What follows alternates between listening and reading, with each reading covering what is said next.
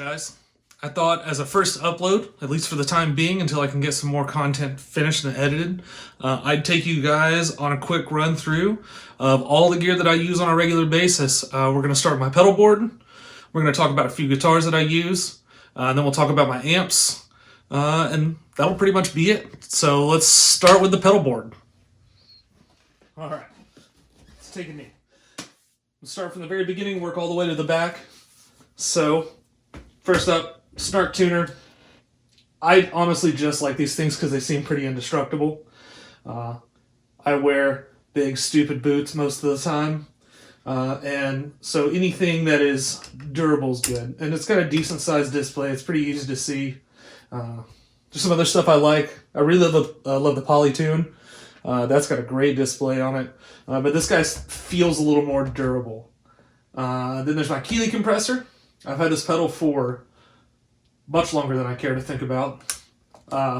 It's the old school one, with the noisy pots and stuff. I honestly just leave it on all the time, set kind of medium, not for a ton of sustain really, as much as it is to kind of even out the signal from all my different guitars. Whether I'm using single coils or humbuckers or something like that, or differences in output. Right after that's the Decimator. That's an old trick I learned doing high gain tones to keep your noise floor kind of manageable, but still have good sustain. Like run the compressor straight out into the noise suppressor, so that, like the signal, your sustain doesn't get really cut off, but you don't have a ton of noise. Then there's my Micropog, which is set up for a substantial amount of low octave, and then just a little bit of high octave for those big kind of organ sounds. Running it into fuzzes or running it into this next pedal, which is the Juliana Chorus from Walrus. It's a chorus vibrato. I use it as kind of a blend. I love the chorus vibrato kind of blended together on this guy. And it's tap tempo, so you can get a little bit of extra control there. This thing sounds great. And these two together do a really crazy, cool kind of faux organ vibrato sound. Then there's the Palisades by Earthquaker Devices.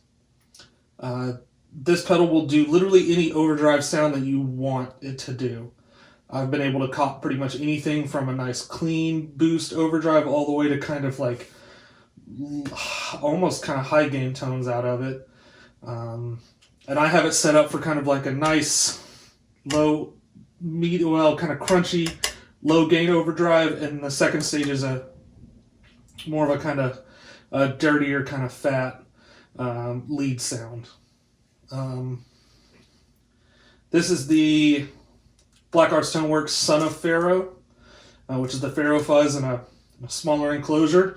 I love the Pharaoh Fuzz. I honestly bought this one because he did a run of like one-off colors, and I really love baby blue. So I had to have it. This is the Wrath from Fox Pedals.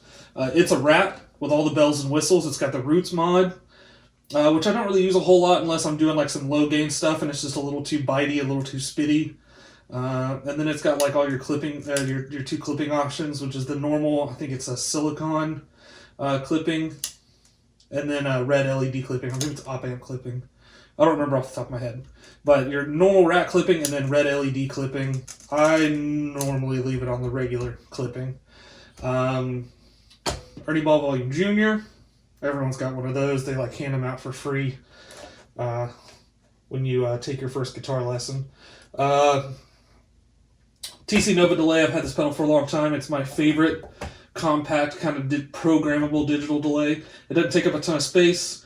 You get 9 presets. And one of my favorite things about it is the color knob. So like you can take any of your delay presets and kind of dial it in whether you want it to have like darker or more consistent repeats.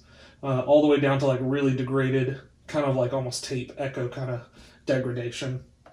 Then BDE 2-timer, which is just a kind of a nice little Swiss Army knife delay. You get 2 delay times. And from my understanding, this pedal is based on the DM2. So it is a nice kind of warm analog delay with two selectable times. That's really handy. The Keeley VerboTrim workstation.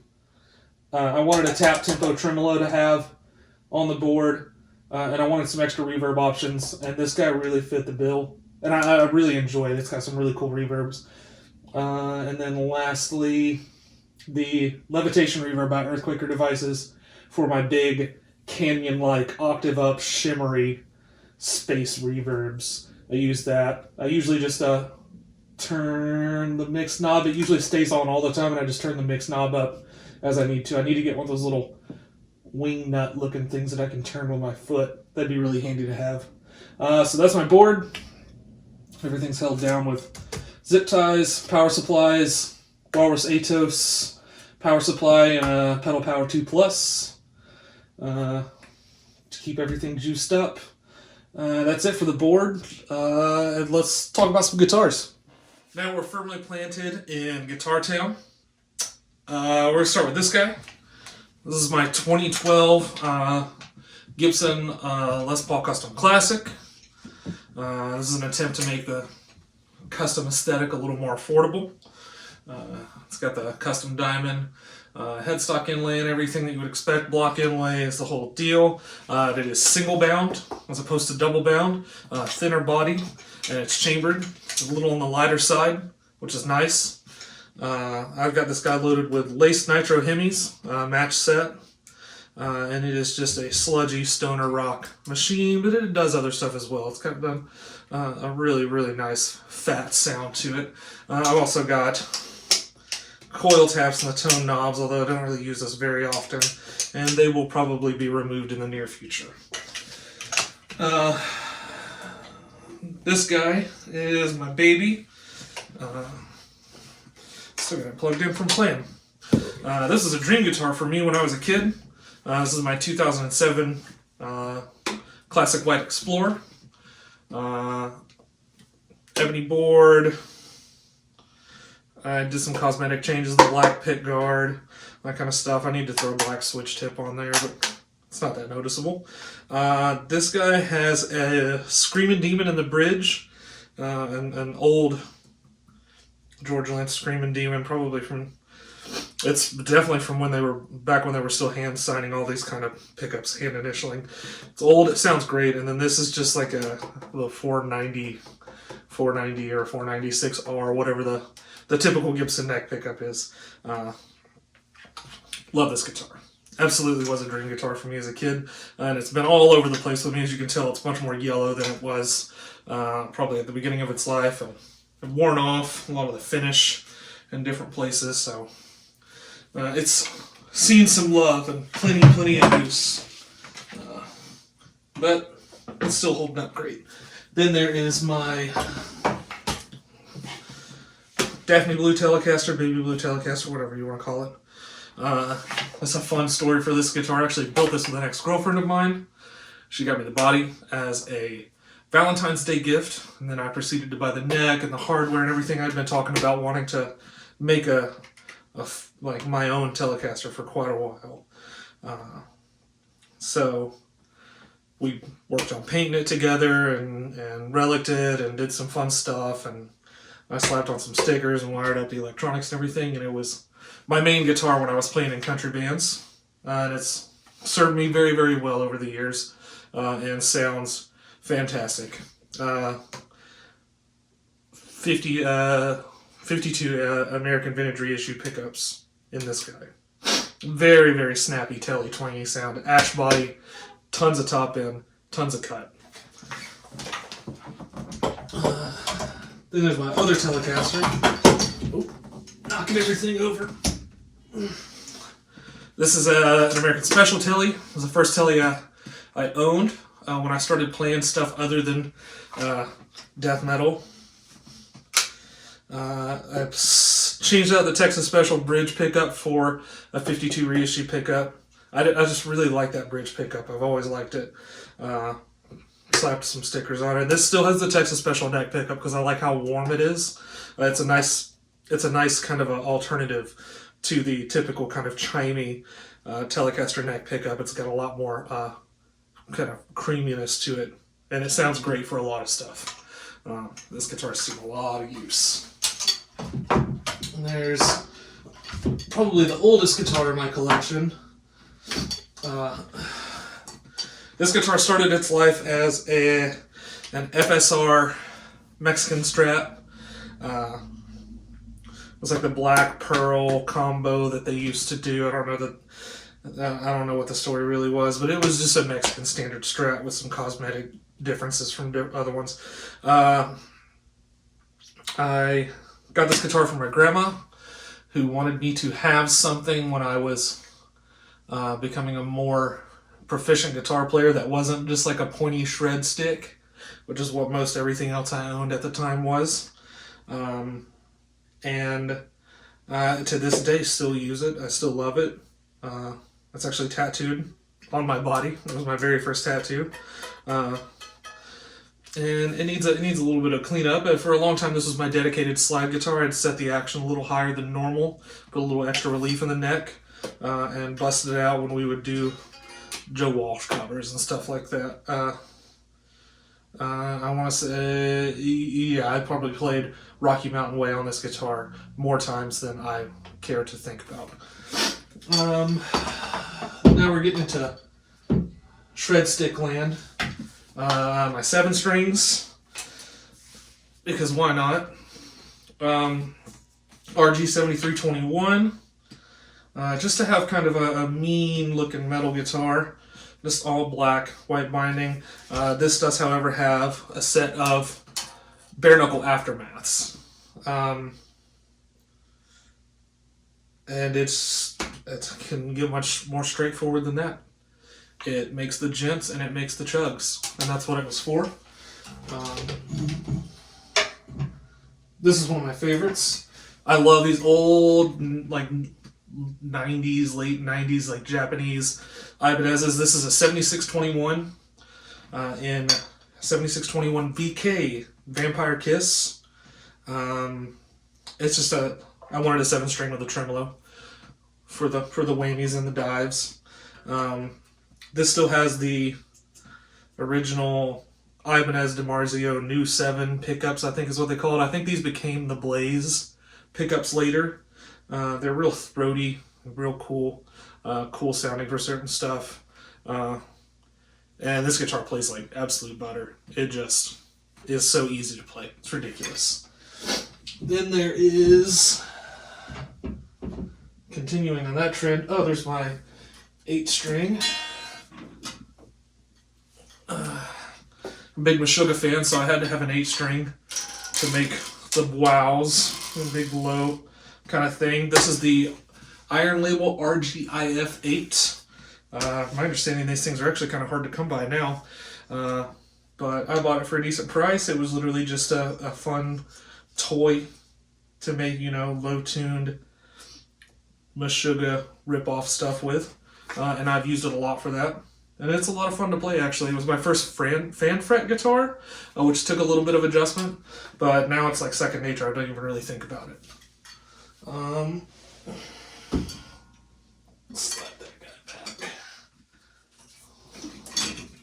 Then my Charvel DK24. This is one of the import ones, the made in Mexico Charvels. I'm a big Guthrie Govan fan. I like fusion. I like any kind of guitar-based music, honestly.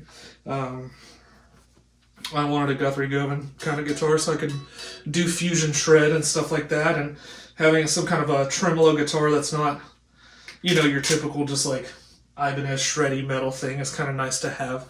You never know when you might need it. And it has come in handy a few times. The non-locking tremolo and the locking tuners and everything's a really cool setup, and it's got the in and out of phase kind of thing going on. It's really handy, and this guitar also plays like literally nothing. These are incredible guitars for the money. They absolutely are. And then there's the bass. I don't really play bass a whole lot, mostly just if I'm writing and I need a bass track. This is a weird mutt of a bass. I got the body and the neck from somebody to like make into a project bass. I really like the old school Fender P basses with like the Telly style headstock. So I jumped on this, and it had come with a set of pickups that I didn't quite understand. At first I thought they were like Firebird pickups because someone had like routed out the body a little bit. They did kind of a bad route job. And I thought they had slapped in Firebird pickups. And then I really got to looking at them, and I pulled them out and I measured them, and then I flipped them over and looked at them. And they were literally just Epiphone humbuckers. I don't know what they came out of. But they were just Epiphone humbuckers of some kind. So I thought it would be funny if I slapped in a pair of EMGs that I had sitting around, because I wanted something with more growl and bite. They were really kind of like flubby, and I wasn't a fan. And these guys definitely did it. They're a lot of fun. I just have it set up so that each pickup is on a volume, and I can just blend in either pickup with itself. Other than that, it's pretty standard. Brass saddles, maple neck and fretboard. Yeah, tons of punch, tons of growl. And it sounds great in a mix. It really does. It'll really jump out in the mix if you want it to. But it'll, also kind of sets in the mix nicely in other situations as well. So that's all the guitars I have. That's everything I use regularly. Stuff comes and goes. But such is the way. So let's move on to amplifiers. Last but certainly not least, amps. So the rig that I use the most is this, the Tower-O Doom, Tower-O Power, and it is 3 amplifiers. It is 2 late 70s Fender Bassman 70 heads. For the life of me, I cannot understand why, but these amps are not very popular with guitar players. They're ultra-linear Bassman heads. So they are clean. Until you get them to about 7. They function a lot like a twin, kind of. But these amps just take pedals like nobody's business. They're not clean to me in like the sterile sense. They have like a really nice compression to them. They really have a ton of oomph, like in the low end. So I've got 2 of these running.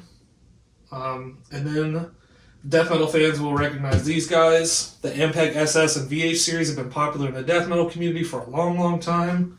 The SS 150 is a lot of amp. It is super loud. It is super chunky. I'm using it on the dirty channel, very low gain. I'm in the low input, and I'm keeping it down low on the gain knob, and then kind of controlling the volume with the master with the volume control in the channel.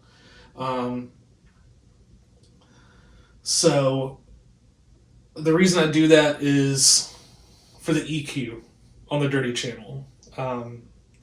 It's the clean channel on this is so pristine clean. It's almost like a JC 120 clean channel in the sense that it there's so much crispness to it that it's almost fizzy. When it comes to using like fuzzes and dirt pedals, I'm not a huge fan of it in that way. The dirty channel, however, on the other hand, compresses in a different way. It's got a lot more kind of like thick mid-range to it, and it has plenty of top end, but I dialed most of that back. So these guys are each powering a different selection of cabs depending on how I'm feeling. Currently, the way I have things set up, this Bassman is powering this acoustic 215. This is an old acoustic 215 cab. I can't quite remember the model number right now. That has the original acoustic Altec vintage speakers in it. Surprisingly, they have a lot of life left in them. They sound great. And this is covering all of my like super low, mid, kind of bassy frequencies. And just like all the punch and kind of like, that's all coming from that. This Bassman is powering either this Fender Vibra King 212 with vintage 30s, or that Ear Candy Buzz Bomb 212, which has Texas Heats, depending on how I'm feeling that day. Um, this is covering all the typical kind of guitar mid-range, upper mid-range, but you still get the oomph from the Bassman. The Bassman, like Fender Bassmans, just have so much punch to them. I love them, and that gives a lot of that kind of like typical kind of like guitar mid-range kind of character to it. And then the Ampeg is either running through this guy, which is an Avatar 412, or the aforementioned Buzz Bomb 212 with the Texas heatsink. Either way, eventually I may even figure out a way to run all of it at one time. There's some impedance issues I have to figure out. But the 412 down, the 412 over here is loaded with two. It's all Celestion speakers, two G12 H30s, the anniversary G12 H30s, which have a ton of upper mid-range sizzle to them. Classic Vintage 30, which is Vintage 30 is on the bottom here, which has a lot of your kind of I mean, everybody knows what a Vintage 30 sounds like. I don't want to say honky in a bad way, but you know, more kind of upper mid-range bite. And then G12 T75, which provides me with a little more punch and a little more kind of attack. This mostly set up this way so that I can mic up whatever speaker I feel like miking up at the time. It's really cool for that, and it sounds great. All of this together is just absolutely destructive. Not in the room with me right now, I also have late 90s, I believe mid to late 90s, I think. I don't remember exactly what date it is. Fender Blues Deluxe reissue, original Blues Deluxe reissue. That is one of my favorite combo amps of all time. They're not super expensive. It's so reliable, and it's so loud, and I've never had a problem sitting in a band mix ever with that combo. It's served me very well through the years. And I also have a Friedman ASC12, the FRFR active cab, which I use with a Fractal Axe 8. I won't be using that a whole lot for demos unless I start doing videos on programming presets, but if I do that, I probably will just do it straight into my interface. So you may not see the Friedman or the Blues Deluxe combo most of the time. Usually if I'm doing a pedal demo, I'll do something super familiar for everybody, and I'll play the Bassman through the 212 with the Vintage 30s. So that's something that everybody can kind of identify. It's a sound everybody knows. And it's you have a general idea of what something's going to sound like through a Bassman and through Vintage 30s. So that's all my amplifiers. I usually mic them up with a Sennheiser E609 or a 57 or both. I actually do the Dimebag Daryl trick, the production trick of hooking them up to a small mixer before sending them to my interface, and I can sum them together. If you've never done that before, it is such a cool way to get heavy guitar sounds. It is so handy. It is like a secret trick that I am so happy that I learned. It makes my life so much easier. And then I have a series of other mics that I might use for capturing some room ambience or, you know, backing off a little bit from the cab, like the Audio-Technica AT2020 and stuff like that. So that's everything. I look forward to demoing a lot of this stuff for you guys, demoing a lot of pedals. There's pedals I have that aren't even on the board that I love, and I'll be showing you showing you guys all of that in a series of pedal reports that I'm doing. So stay tuned for those.